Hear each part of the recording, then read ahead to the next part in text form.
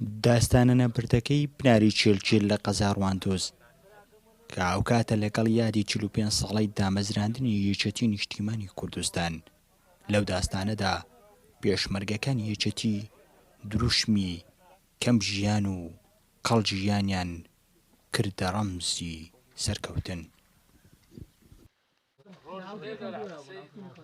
سەری ڕێز و وەفا لە ئازگڵکۆی ئەم شەهیدانەدا ئەنوێنین و سەرجەم شەهیدانی ڕێگای ڕزگاری گەل و کوردستان وەکو یەکێتی نیشتیمانی کوردستان ئەم داستانانە بەرز و پیرۆز ڕادەگرین و یادیان دەکەینەوە.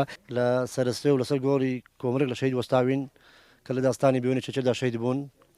یەک لەو شەهیدانە باوکمە لێرەدا سەی ڕێز و واش بۆ سەرجەم شەهیدانی کوردستاندا ئەنوێنین و جێگە شانازنی هەموو کاتێک بۆ ئێمە کەوا یەکێتی نیشتیمانی کوردستان هەمیشە پێشەک بووە لە قوربانیدان و خەباتکردن.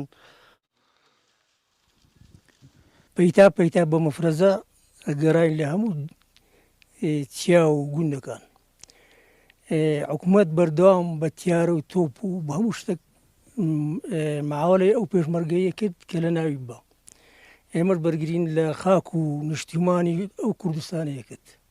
ڕەبیعەکمە لە بستێ پشکە ڕەچێ لێدا لۆیە مە ڕەبیع لێدا وەشم گوت نەینە دەیگە من دای گوتم ڕاستم بەرداوە ساردنەوە ئەگەر شەهید بووم من بنەوە لێشم کێ پشکە ڕەچێ بوو وەم گۆگە هەر سای دەوڕەشم ژیرا خۆ تایمە پشکە ڕەچێ خۆیان دادەمە دەست.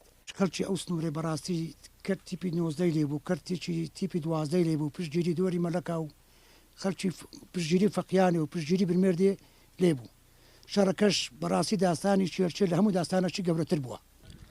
لە خەبات و قوربانیدا یەکێتی نیشتیمانی کوردستان هەمیشە پشکی شێری بەرکەوتووە و لەو داستانە نەبەرجەشدا بە خوێنی ئاڵ و گەشی 6 شەهیدی قارەمان سەرکەوتنێکی تری تۆمار کرد. بڕوا برا دۆستی گەلی کوردستان قەزاڕواندۆز.